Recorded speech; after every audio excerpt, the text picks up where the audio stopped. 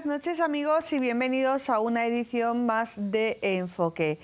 A lo largo de las muchas temporadas que lleva Enfoque en emisión en esta casa, en Canal Diocesano, hemos hablado de la educación, del modelo educativo en España y de las muchas dificultades que afronta y los retos que tiene por asumir. Desde luego que la crisis sanitaria provocada por el COVID y la crisis económica, pues en principio no deberían de tener mucho que ver con el modelo educativo, con los retos de la educación, pero los hechos demuestran que sí. El Gobierno de España impulsa una nueva ley de educación, no queremos hablar de reforma, sino una nueva ley de educación, y a pesar de las peticiones de los diferentes agentes que intervienen en la educación en España, pues ha querido seguir adelante. Hoy hablamos de educación en Enfoque y lo hacemos en primer lugar saludando a Pedro José Huerta, secretario general de Escuelas Católicas de España. Pedro José, buenas noches. Buenas noches. Bueno, muchísimas gracias por estar aquí en lo que es la primera intervención en Canal Diocesano como secretario general de Escuelas Católicas, puesto que has tomado posesión hace prácticamente un mes. Efectivamente, llevo poquito tiempo, un mes, pero ha sido intenso, no me ha dado tiempo a hacer una transición normal. Bueno, no ha habido ni 30 días de cortesía, lo hablábamos hace unos días cuando conversábamos para la tarde contigo, porque digamos que te has encontrado el panorama, pues algo, por ser generosa en el adjetivo, algo activo, ¿no? Algo complicado, ¿no? Porque el mundo de la educación de nuevo sigue estando complicado en nuestro país. Sí, realmente, como has dicho hace un momento, pues todo el comienzo de curso se ha visto complicado por una serie de cuestiones que son las que nos mantienen activos ahora mismo en escuelas católicas y también a todos los centros educativos católicos concertados, nos mantienen activos. Toda la cuestión del comienzo de curso con todo lo que ha supuesto de reconstrucción, diríamos, ¿no? De reconstrucción social, económica, también del ámbito educativo, y de la que, bueno, como todo el mundo sabe, nos querían dejar fuera en el mes de julio en la famosa fondos de reconstrucción, y se consiguió que no quedáramos excluidos, porque era excluir a una parte importante de la población. Ahora, con la continuación y la tramitación de la reforma de la ley educativa, con todas las enmiendas que se han presentado y que, bueno, pues contemplamos todos cómo siguen manteniendo un nivel de polémica y de encuentro frente al modelo de la enseñanza concertada, de la enseñanza católica, en cuanto a la asignatura de religión, en cuanto a la proposición de valores que no corresponden con los valores comúnmente aceptados en consensos sociales.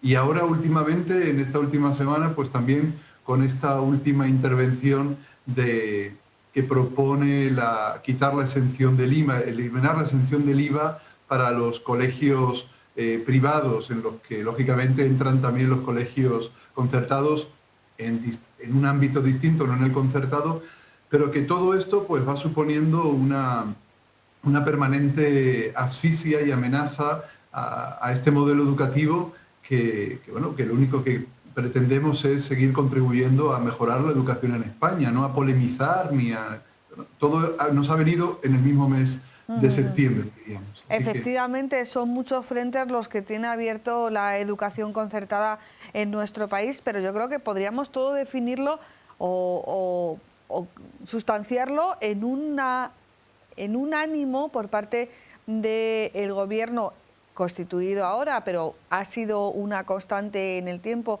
desde la historia democrática, en un ánimo por hacer desaparecer o dejar en la mínima expresión a la educación concertada en nuestro país. ¿Por qué este ánimo? ¿Por qué el ánimo, me decías, verdad? Sí. El ánimo de dejar esto. Sí. Principalmente, nosotros interpretamos que es toda una cuestión ideológica y una cuestión política. Es una forma de responder a intereses meramente políticos y no educativos. A pesar de que se quiera vender como como reforma educativa, de que se quiera vender como mejora de las condiciones educativas de nuestro país, descubrimos fácilmente que en el fondo hay una cuestión ideológica y una cuestión política. Y eso es lo que hace daño realmente a la educación. Lo que está haciendo daño a la educación en nuestro país no es que exista la red concertada, no es que exista una educación católica, no es que existan centros que tienen un ideario propio. Lo que hace daño es este interés de mediatizar la educación por medio de la política y por medio de los intereses ideológicos. Y nosotros al final pues nos acabamos convirtiendo en víctimas de este debate político del que la educación debería estar exenta. Y por eso seguimos reclamando y ahora nos estamos encontrando con la gran parte de los grupos políticos que intervienen en el Parlamento, que pueden intervenir para la ley o para esta cuestión del IVA o otras cuestiones, y con todos decimos lo mismo y les planteamos la misma cuestión, la necesidad de un real pacto educativo, social, político, global, en el cual, bueno, pues saquemos la educación de este debate ideológico, de este debate político, y permita que las leyes educativas tengan un recorrido mayor, porque sufre toda la población en estas cuestiones. Se quiere hacer sufrir a una institución, pero nuestras instituciones son instituciones muy versadas, diríamos, de muchos siglos de historia, muy versadas en mantenerse en las dificultades. Y por lo tanto, al final, quien sufre realmente son las familias que ven condicionada su posibilidad de elegir centro, son los profesores, los docentes, los alumnos, que ven cambios permanentes en la ley educativa y que por lógica influyen también en la forma de estudiar, en la forma de promocionar. Son muchas cuestiones sobre las que nosotros seguimos reclamando y vamos a seguir haciéndolo siempre, este pacto educativo del que por desgracia pues, nuestra clase política todavía no acaba de superar los muros que les impiden sentarse en una misma mesa. Una solamente apostilla, cuando hablamos de educación concertada, no hablamos solamente de educación concertada católica. Hay muchos centros concertados que no son católicos, que tienen otro ideario. Sí, efectivamente. Evidentemente nuestros centros, yo represento a escuelas católicas y son centros católicos con un ideario católico. Lógicamente, bajo este nombre, pues no puede ser de otra forma. Hay otros centros concertados que no tienen un ideario católico y que nacen de otro interés, ¿no? Centros que nacen de cooperativas de profesores y que tienen un interés también social fuerte y un interés social importante. Y hay otros centros que nacen de otros intereses, bueno, pues de otras instituciones, a veces desde una mentalidad católica también de los fundadores, pero no como un ideario católico abiertamente marcado. No, y que se ven sometidos también a esta asfixia. Sí, efectivamente. Todos estos centros, o sea, siempre que se habla de enseñanza privada sostenida con fondos públicos, estamos todos ahí incluidos, no solo los católicos. Pero, Lo que pasa es que a veces, por desgracia, los políticos parece que, y esto seguro que nuestros telespectadores tienen experiencia de esto en muchos casos, a veces los políticos parece que lo católico les crea especial grima, ¿no? Una especial batalla particular por afrontar esos temas antes que otros. Y nosotros siempre les pedimos que sean capaces de dejar eso a un lado y sentarse a hablar de lo realmente importante, que es lo que a nosotros nos interesa, que es el futuro de la educación. Pedro José, vamos con uno de los frentes abiertos. Se está tramitando las enmiendas para ese nuevo proyecto de ley. En esta ocasión se llama LOMLOE, Ley Orgánica de Mejora de... bueno, pues me he perdido. LOMLOE... Ley Orgánica de Mejora de la Ley Orgánica de Educación. Exacto. Estamos en el proceso... Es enrevesado no solo el título, sino toda la redacción de la ley también. Claro. Sí. Te iba a decir que estamos en el proceso de enmiendas porque, bueno, hubo una petición por parte del Partido Popular y de Vox de anular este proceso, no consiguió los votos de la Cámara. Estamos en ese proceso de enmiendas. Se han presentado muchísimas enmiendas, entre ellas 117 conjuntas entre el PSOE y Unidas Podemos, y todas esas enmiendas vosotros entendéis que van directamente contra la línea de supervivencia, ya no digo de flotación, de supervivencia de la Escuela Concertada Católica. No todas las enmiendas, lógicamente, pero sí diríamos que las enmiendas más importantes al articulado, que son las enmiendas que se están presentando, las enmiendas a la totalidad fueron las que se rechazaron en julio y ahora se presentan enmiendas al articulado.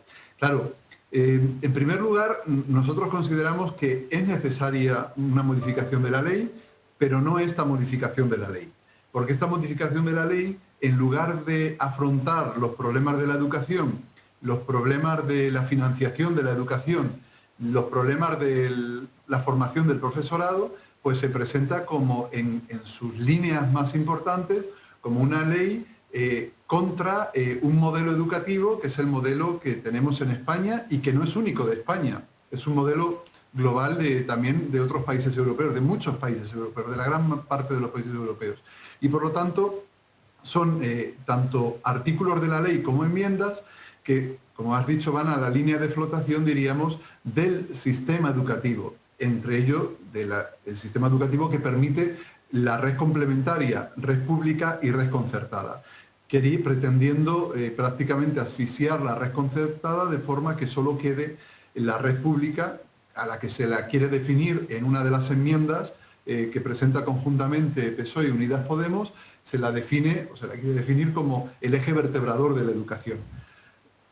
Efectivamente, hay un eje vertebrador que es la educación en sí, pero consideramos que la enseñanza concertada es muy importante en el modelo educativo de España y aporta una parte social y una parte también que permite la libertad de enseñanza y la elección de los padres, muy importante.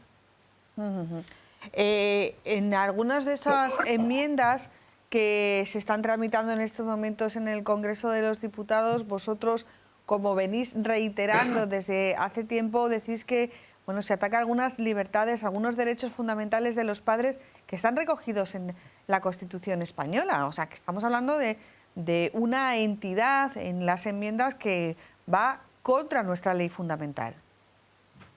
Sí, hay un elemento importantísimo que es el ataque que supone el artículo 27 de la Constitución, donde se garantiza la libertad de enseñanza, se garantiza el derecho de la educación en general, a pesar de que en la ley se inventa un nuevo derecho que no existe en la Constitución ni existe en ningún documento legislativo del mundo, que es el derecho a la educación pública, dicen ellos, dice la ley. Bueno, pues va directamente contra esos derechos, y el artículo 27.3 de la Constitución, que es el derecho de los padres de elegir el centro educativo que mejor se adecúa o responde al ideario que ellos quieren para la educación de sus hijos. Evidentemente, de esta forma se está poniendo en cuestión que los padres puedan elegir la educación que quieren y puedan elegir el centro que quieren para sus hijos.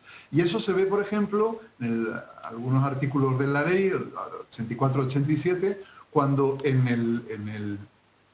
al hablar de la admisión de los alumnos en los centros, pues de algún modo se propone, y las enmiendas lo agravan todavía más, pues que sea la administración la que decida cómo se distribuye a los alumnos, por ejemplo, ¿no? Una especie de caja común donde ahí se distribuye a los alumnos según las necesidades que la administración tenga en diversos centros, independientemente de la elección que los padres hayan hecho para la educación de sus hijos. Y esto afecta a la enseñanza concertada y afecta también de una forma también muy grave, y lo venimos diciendo desde hace tiempo, a la educación especial, a los centros de educación especial, a los que se aboca de algún modo a la desaparición progresiva. Hay mucho, la educación especial, el 47% de los centros de educación especial son concertados, precisamente. Entonces, esto pues es un reflejo de esa ideología que se quiere meter en la ley, sin mirar ni siquiera a la población vulnerable, a los alumnos con necesidades educativas especiales o a los alumnos con rentas más bajas, que hasta ahora pues pueden elegir la educación en un colegio concertado porque responde a sus intereses y porque pues pueden elegirla. Si deja de ser un colegio concertado sostenido con fondos públicos, es un colegio meramente privado, esas familias con rentas más bajas no podrían acceder a esa educación y a esos valores y a ese ideario católico, en este caso, que quieren para sus hijos. En esta denuncia pública no solamente tenéis como referencia a los padres, a los alumnos, sino también hacéis referencia a la situación de incertidumbre e inestabilidad que se genera en los docentes. No solamente en los docentes de la concertada, sino en los docentes a nivel general, que yo no sé las leyes de educación que llevan a sus costillas en su carrera profesional. Sí, efectivamente. Hay algo muy importante. Yo, como decíamos antes, llevo apenas un mes en esta responsabilidad, pero me he encontrado una grata sorpresa. Y es que estamos muchos sectores y muchas instituciones y muchas personas detrás de esta defensa de los derechos. No es una defensa de la enseñanza concertada en sí, es una defensa de los derechos ciudadanos, de los derechos de las familias, de los derechos de las personas. Porque cuando se ataca a la enseñanza concertada, no se ataca se pretende atacar a las instituciones y en realidad se está atacando a las personas. Y me ha resultado interesante y además una sorpresa agradable ver que en esta defensa de los derechos estamos los centros educativos, las titularidades de los centros, pero también están los que representan a los trabajadores, los sindicatos, y también están los padres, las asociaciones de padres de familia, especialmente con CAPA y COFAPA, que son las dos asociaciones de ideario católico. Y estamos todos unidos y estamos todos juntos en esta defensa de derechos, en esta defensa de libertades, pero sobre todo en esta defensa de un modelo educativo que no ha hecho daño a España, todo lo contrario, que está favoreciendo que la educación en España sea mejor, sea más universal y llegue también a todas las clases, incluso a los más vulnerables. Pero José Huerta, un par de cuestiones más y te dejamos que sigas con tu agenda, porque luego vamos a desarrollar en el ámbito de Castilla-La Mancha cómo están, todo lo relacionado con esos diferentes frentes que tú me comentabas.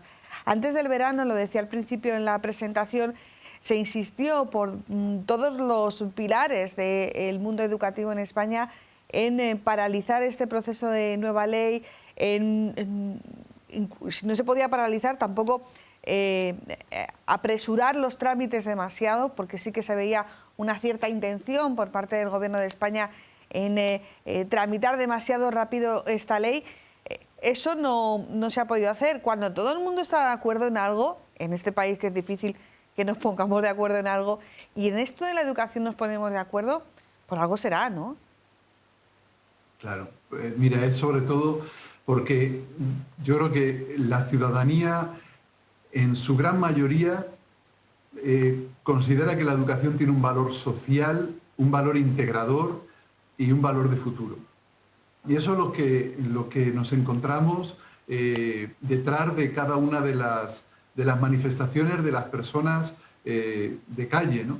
En estos días, precisamente, con todo lo que ha supuesto, todas las dificultades que ha supuesto la vuelta al colegio, todo lo que está suponiendo el mantenimiento de la jornada escolar, nos estamos encontrando cómo las familias están haciendo un gran esfuerzo, cómo los centros educativos han hecho un gran esfuerzo, y eso representa este esfuerzo de la sociedad por defender uno de sus valores y de sus ejes vertebradores, que es la educación. La educación es un eje vertebrador de la sociedad, pública, concertada, privada, del modo que sea. Pero todos necesitamos educación y todos necesitamos formación. Y todos vamos a la formación en algún momento de nuestra vida, no solo en nuestra infancia o en nuestra juventud, sino en cualquier momento de nuestra vida todos necesitamos esa formación. Y por eso es por lo que encontramos esta conciencia social tan importante y tan fuerte, a la que pedimos a los políticos simplemente que la escuchen, ¿no? Que la tengan en cuenta por encima de sus intereses de partido, por encima de sus intereses ideológicos, de sus intereses políticos. y sobre todo que la defiendan por encima también de las siglas que representamos aquellos que estamos volcados en la educación o por encima de los idearios que ellos nos ponen encima. Nosotros defendemos la educación lo primero, pero defendemos sobre todo un modelo en el que las personas puedan también elegir qué educación quieren. Todos tenemos experiencia de querer bueno, pues un colegio para los que tengan hijos. Iba a decir nuestros hijos, bueno, yo no tengo evidentemente, pero para los hijos o para nuestras familias, o de elegir una academia, o de elegir una academia de baile o de inglés, y elegimos por el que nos gusta el lugar, porque está cerca, pero sobre todo también por el ideario, por los valores que representa ese lugar, esa institución. Y eso es lo que pedimos a los políticos que sigan mirando, porque eso va a mejorar y va a favorecer la educación.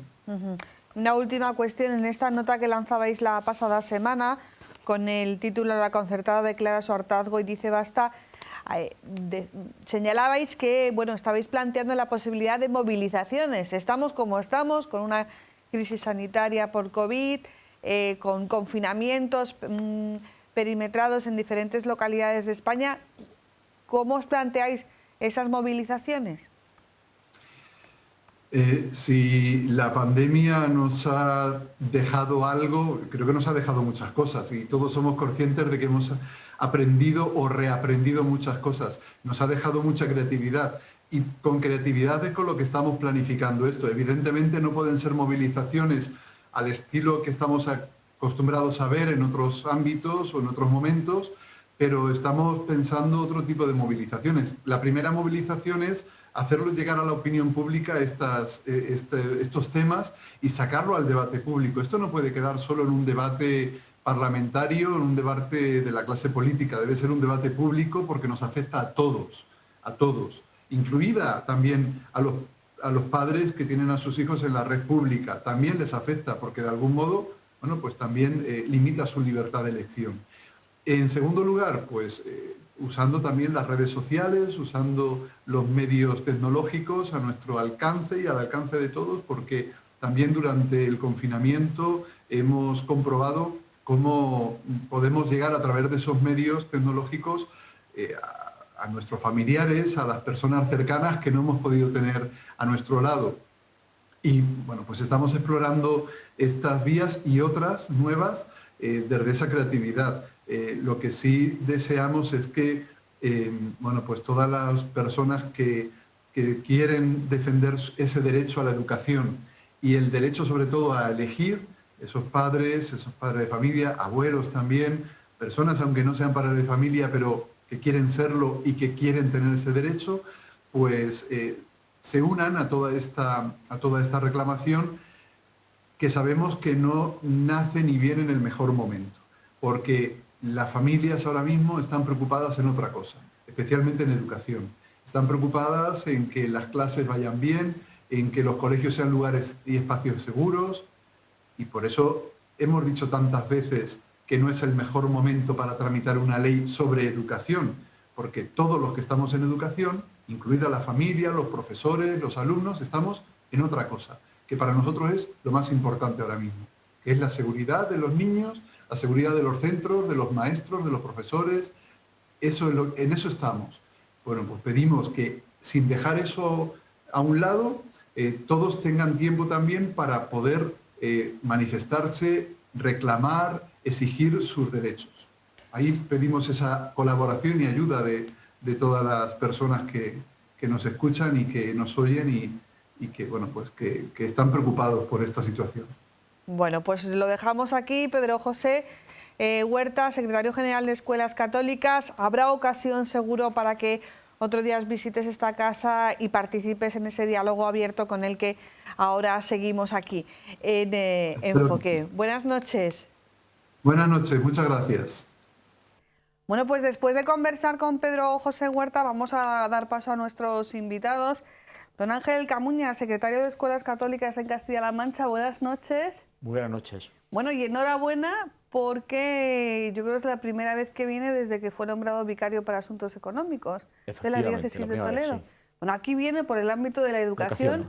Eso es. que no ha querido renunciar a seguir en la educación o... Bueno, es lo que me han pedido. Yo obedezco, que no está mal eso de obedecer. Hombre, Sí. muchísimas gracias por, a pesar de esa agenda que tiene, haber podido tener unos minutos con nosotros. Y tenemos con nosotros también a María Eugenia Tomás, que es la directora del colegio, bueno, se llama Virgen del Carmen, pero Carmelitas de Toledo. María Eugenia, buenas noches. Buenas noches. Bueno, ¿qué tal el curso? Bueno, ha empezado de una forma muy diferente, pero bien, la verdad es que bien. Teníamos ganas de que los alumnos se incorporaran y yo creo que, bueno, pues está muy bien. María Eugenia, ¿ha sido peor todos estos preparativos, tantas y tantas semanas insistiendo en la vuelta al cole y tal y cual, que luego lo que en sí ha sido empezar el colegio? Sí, totalmente, porque los niños luego lo hacen muy fácil, más de lo que en la cabeza puede pensar. Al final los niños se adaptan a realidades que los mayores a veces lo complicamos más de la cuenta. Entonces ha sido más fácil de lo que esperábamos. Bueno, eso no quita para que haya habido dificultades, retos y para que el curso sea diferente, incluso ahora que ya podemos decir que llevamos una semana rodando, ¿no? Sí, ha sido diferente y concretamente, por ejemplo, nuestro colegio, que es de jornada partida, pues ahora en octubre empezaba esa jornada y bueno, pues los retoques de última hora, pero bueno, ya empieza la normalidad dentro de esta situación tan especial. Bueno, con María Eugenia detallaremos en qué ha cambiado el día a día del colegio en este nuevo curso, con la etapa COVID. Ángel, has escuchado a Pedro José. En línea general es el planteamiento que hace Escuelas Católicas a nivel nacional. Es un planteamiento además que se repite y se consolida en el tiempo. Este énfasis por ideologizar la educación, desde luego que no nos lleva a ningún puerto seguro, y por más que se insiste, se sigue en el mismo camino, Ángel. Bueno, yo aquí varias veces en este foro he dicho que es bueno quitar o sacar del debate político la educación, porque creo que es el futuro de la sociedad y creo que todos los políticos tendrían que estar de acuerdo en que el futuro no pertenece a un grupo concreto, sino a toda la sociedad. Pero parece que no va por ahí el tema. Entonces, al final no sabemos si es cuestión de propaganda, cuestión de hacer grupos radicales unos contra otros, dividir, en definitiva enfrentar.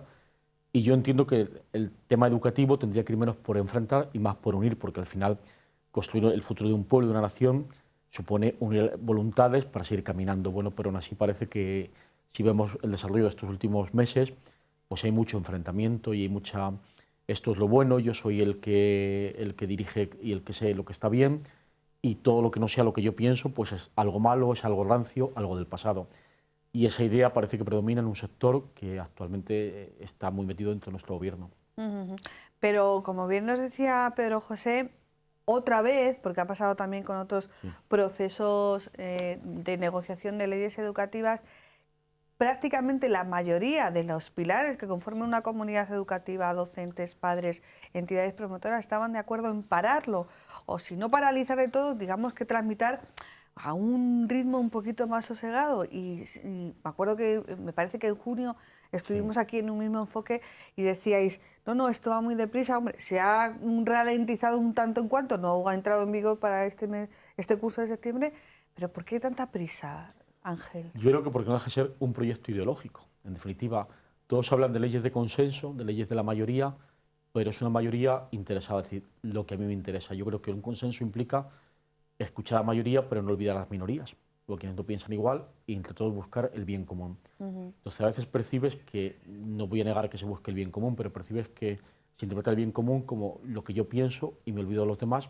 o lo que es peor, apisonar a los demás, como si no existieran. Entonces, aparte de ahí, es como si la parte que no cree o que no piensa como la mayoría, como esa mayoría, fuera pues un mendigo de la enseñanza pública en este caso, ¿no? Bueno, mire usted, somos nuestro país, como toda Europa, o como casi toda Europa, tiene un modelo de escuela en el que se compagina la escuela pública, de iniciativa pública estatal, y la escuela que es un servicio público, de iniciativa privada, en este caso escuelas católicas, pero hay otras patronales que también, cooperativas de profesores, el CECE, bueno, pues son grupos distintos que intentan prestar ese servicio, que es servicio público, a la sociedad.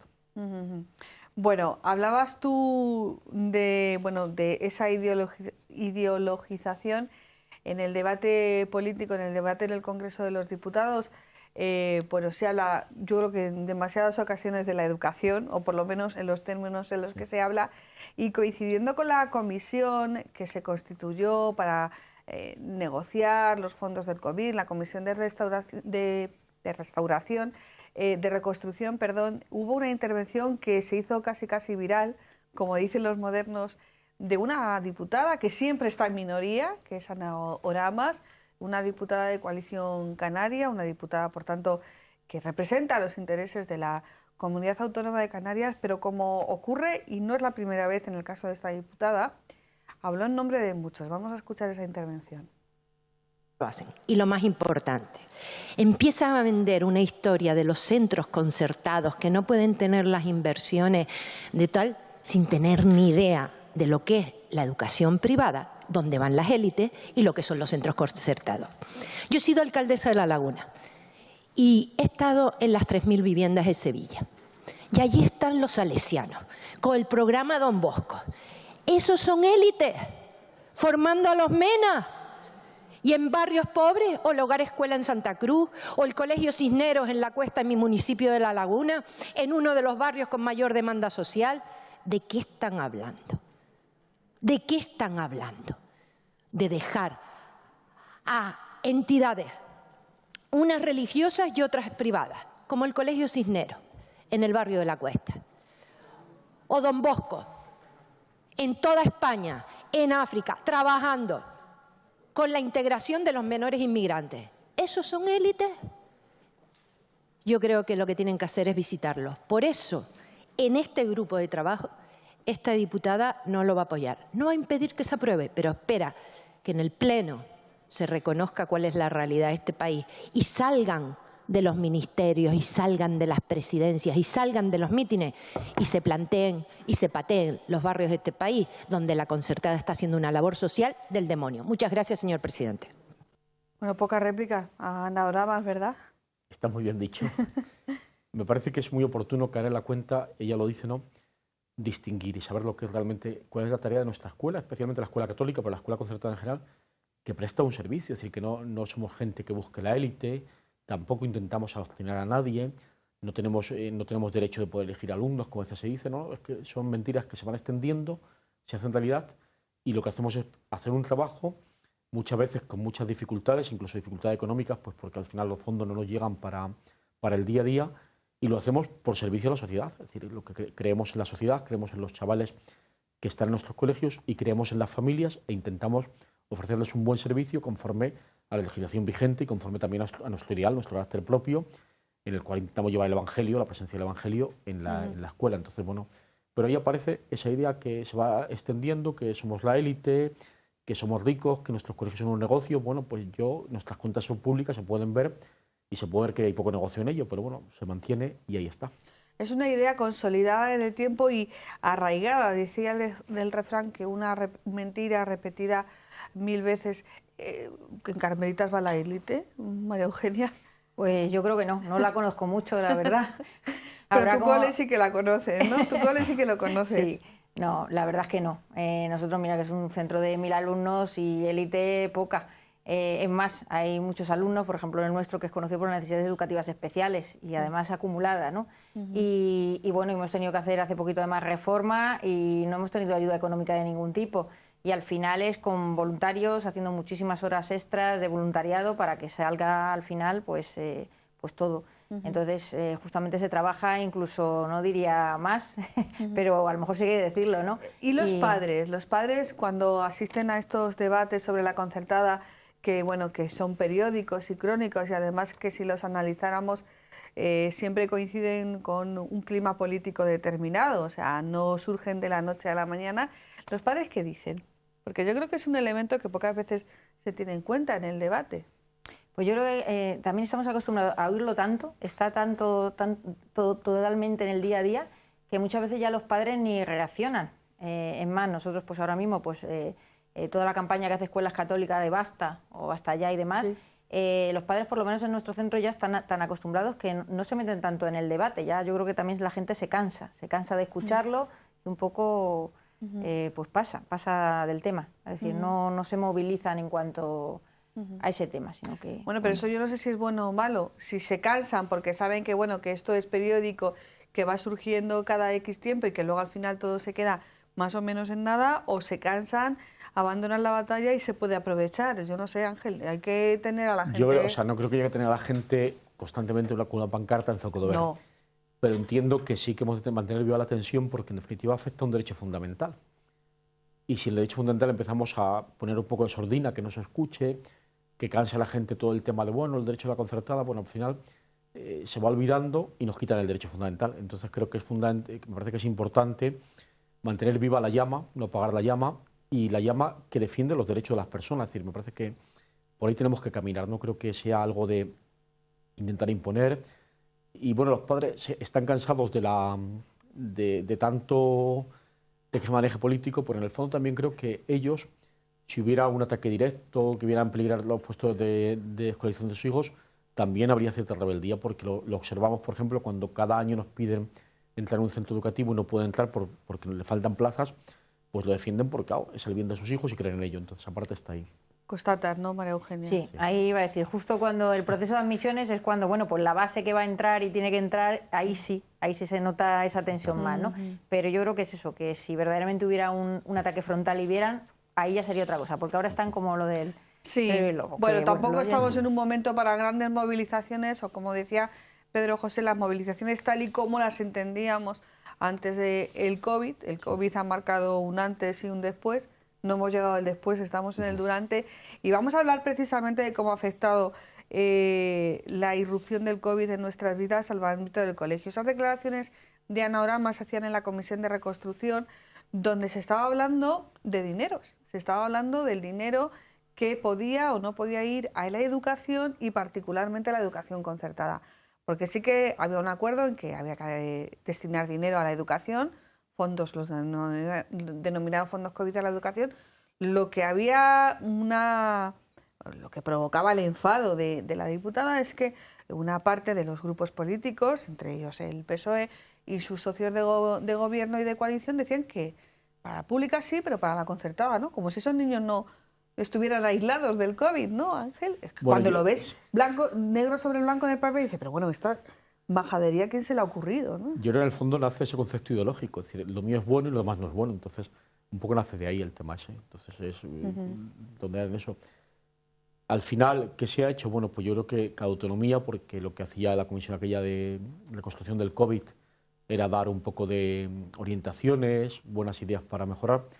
Cada autonomía ha intentado hacer lo que ha podido o lo que ha creído conveniente en cada momento. Entonces es muy dispar la forma en que cada autonomía ha reaccionado respecto a todo lo que son fondos post-COVID, para la restauración del COVID y para ayudar a los centros educativos, y haría un mapa tan variopinto como las comunidades autónomas que hay en España. Es decir, varía mucho en cada sitio de cómo ha sido tratada la concertada. Bueno, pues vamos a dar algún ejemplo. Por ejemplo, en los colegios de Castilla-La Mancha han recibido, digamos que, fondos en especie. Geles hidroalcohólicos, dispensadores, mascarillas. ¿Cómo ha sido todo ese proceso, María Pues Eugenia? han repartido mascarillas para el alumnado, de primero de primaria hasta cuarto de la ESO. Han repartido papeleras, 2 papeleras, dependiendo de las líneas me imagino, pero bueno, por ejemplo el nuestro ha recibido 2 papeleras con pedal, unas mamparas para atención al público, nosotros hemos recibido 5, por ejemplo.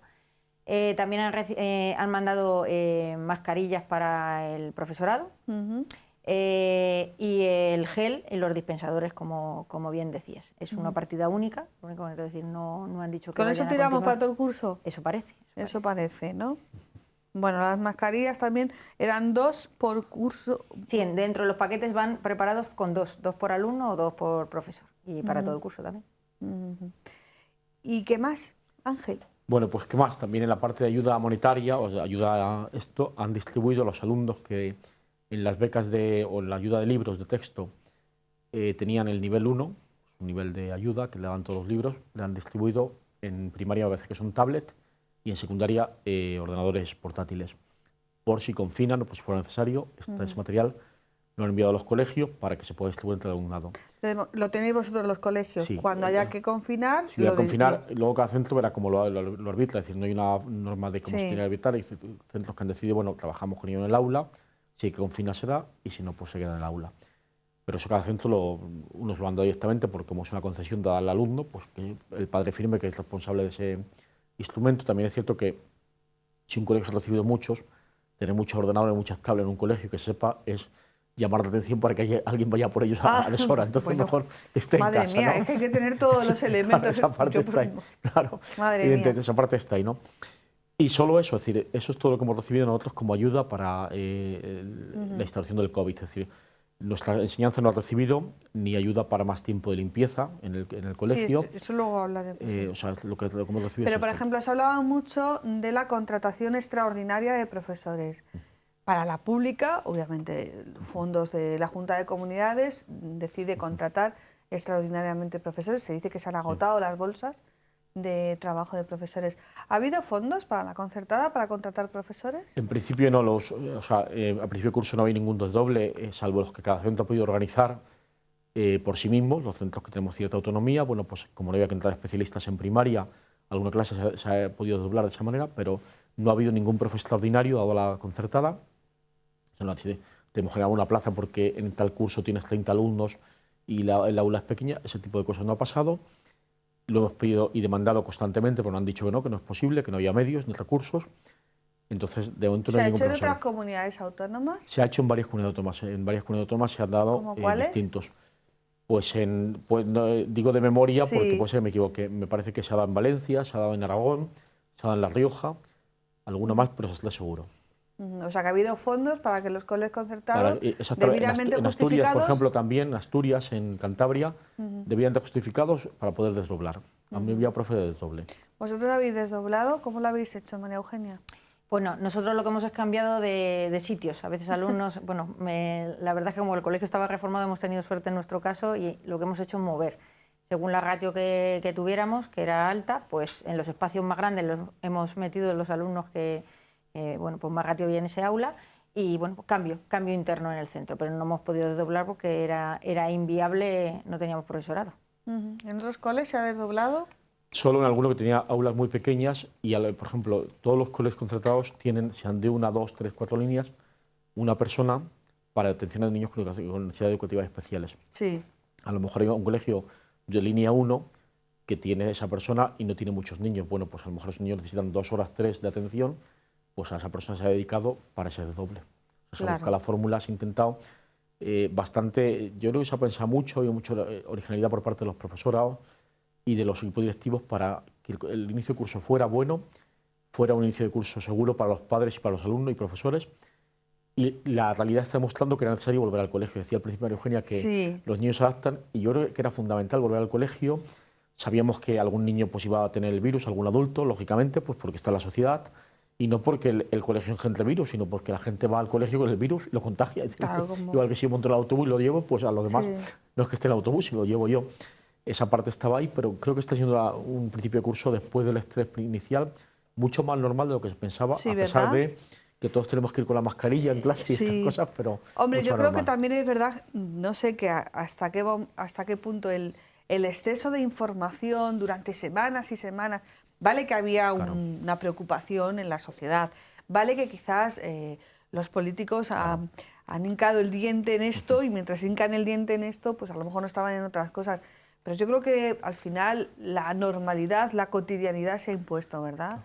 Sí. María Eugenia. La verdad es que, bueno, primer y segundo día ahí explicando las normas a los alumnos, pero también es verdad que veníamos del confinamiento donde los propios alumnos estaban acostumbrados cuando salían a la calle mascarilla y demás, ¿no? Entonces ha sido cuestión de un día o dos de que conozcan las normas, de seguirlo y con toda la normalidad. Ahora mismo vas por el colegio, incluso, bueno, pues hay más silencio, el tema de las mascarillas, hay un orden, ha servido para mejorar también muchísimas cosas, que pues estos protocolos simplemente para el COVID pues ha hecho recuperar por ciertas cosas de orden en escaleras, es decir, que hasta viendo el lado positivo, pues ellos también lo han visto. Entonces al final... Eso también es importante, buscar oportunidades en las crisis. Vamos a hablar de la limpieza, ¿no? Que ha sido un tema que ha preocupado mucho a los padres, a los profesores y me imagino que a los titulares de los centros mucho más. Digamos que los gastos de limpieza están incluidos en ese apartado que está dentro del concierto que se llaman otros gastos. Ha habido, por ejemplo, yo no sé si tendrás en tu cabeza los datos, pero ¿cuánto más en limpieza te estás gastando tú con respecto al año pasado? No sé, habéis contratado gente, me imagino que tenéis más gasto en lejía, en papel, en productos de limpieza. Pues a ver, así, a ojo, sí que puede ser cerca de 1.000 euros mensuales más de gasto. 1.000 euros más de gasto al mes. Nosotros, por ejemplo, ahora hemos dado preferencia al tema de la desinfección. Entonces, geles, nosotros como la empresa de limpieza no lo incluía, lo está comprando directamente el centro, no a través de la empresa, sino que se está encargando directamente el centro para intentar abaratar, ver el coste. Entonces, pues simplemente en papel secante para los 1.000 alumnos lavándose las manos 4 o 5 veces al día con el gel que se lo echamos a la entrada, salida, desdoble, salida, entrada, pues es que el coste es elevado.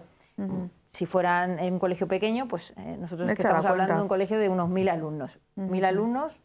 Los pupitres también se desinfectan. Tenemos en todas las clases papel secante también y desinfectante que el profesor... No habéis contratado a más gente, sino que la habéis reorganizado. Hemos reorganizado. Al no poder salir, por ejemplo, pues a música, tecnología, sino que se quedan fijos en las aulas, han quedado espacios que antes limpiaba. Nosotros teníamos ya una persona todo el día...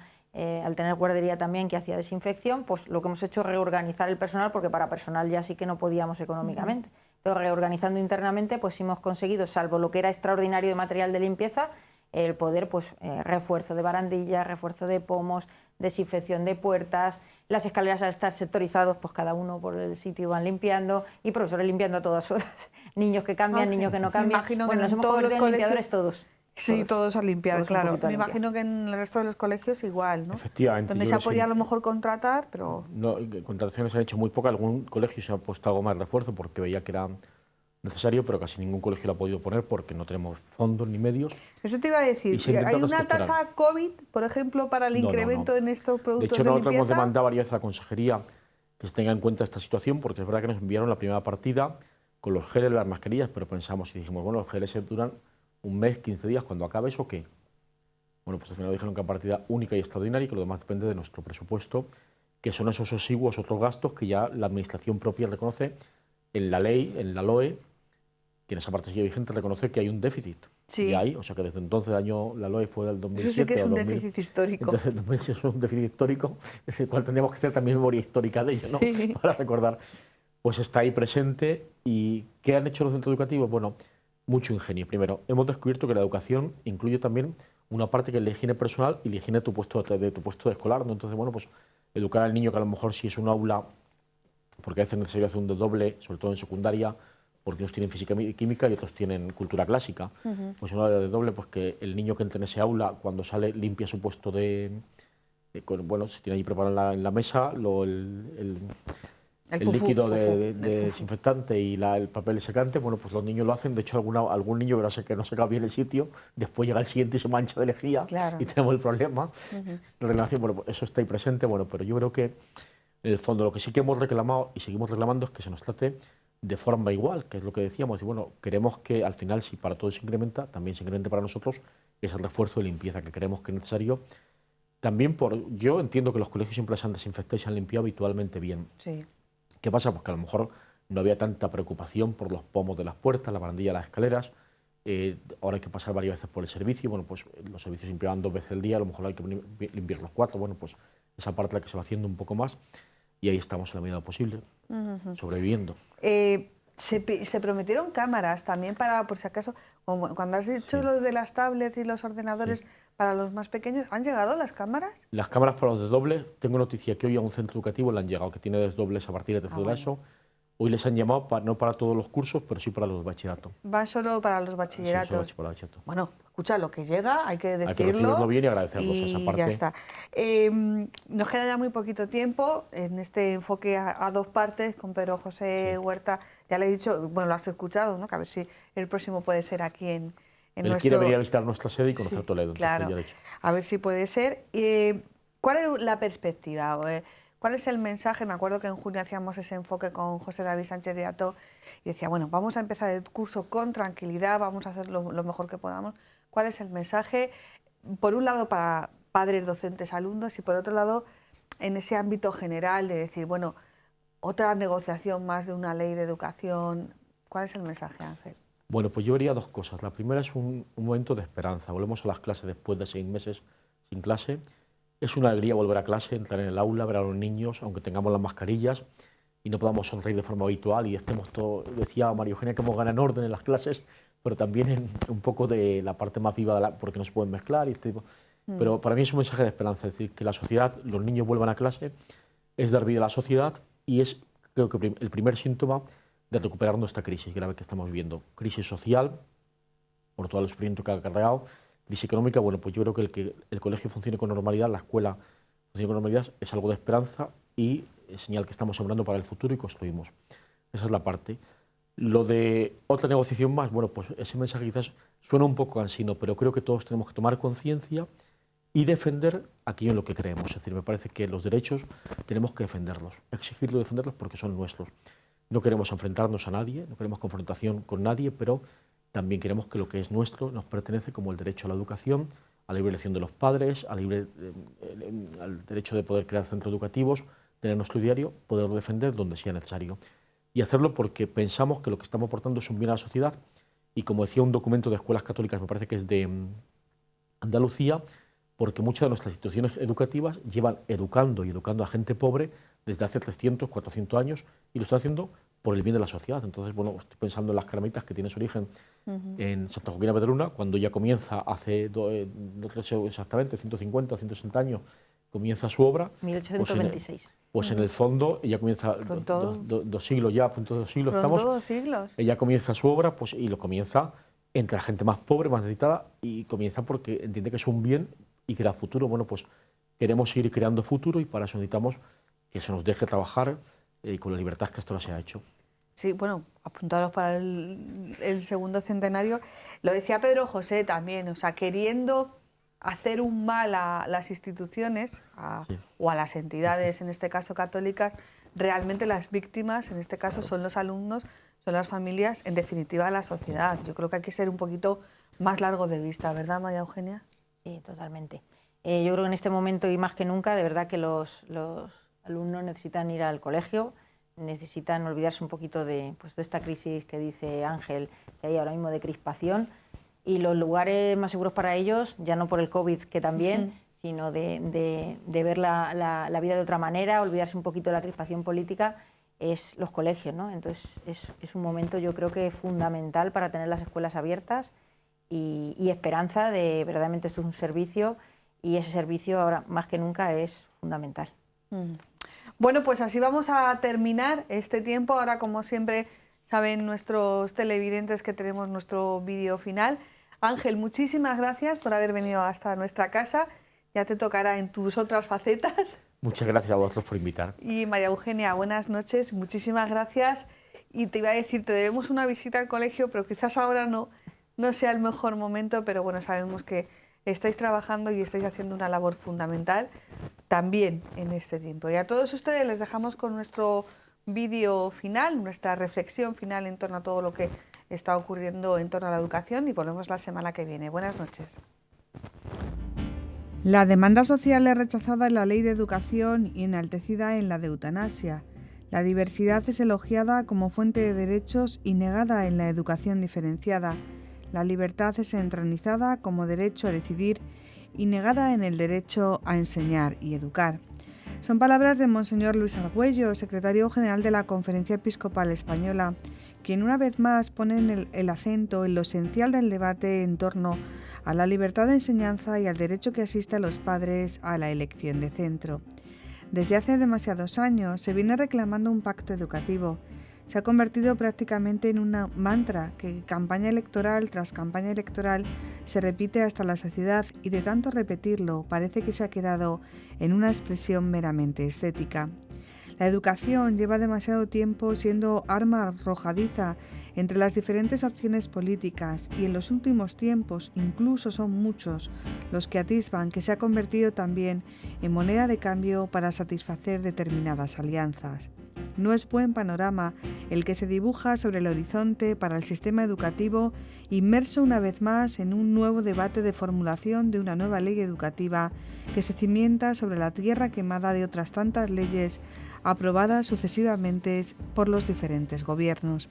Quizás el único cuerpo legislativo común a los diferentes gobiernos que han regido este país es que todos aprobaron una ley de educación y que en la gran mayoría de los casos, porque hubo alguna que ni siquiera entró en vigor, ninguno de esos programas legislativos llegó a desarrollarse en su integridad.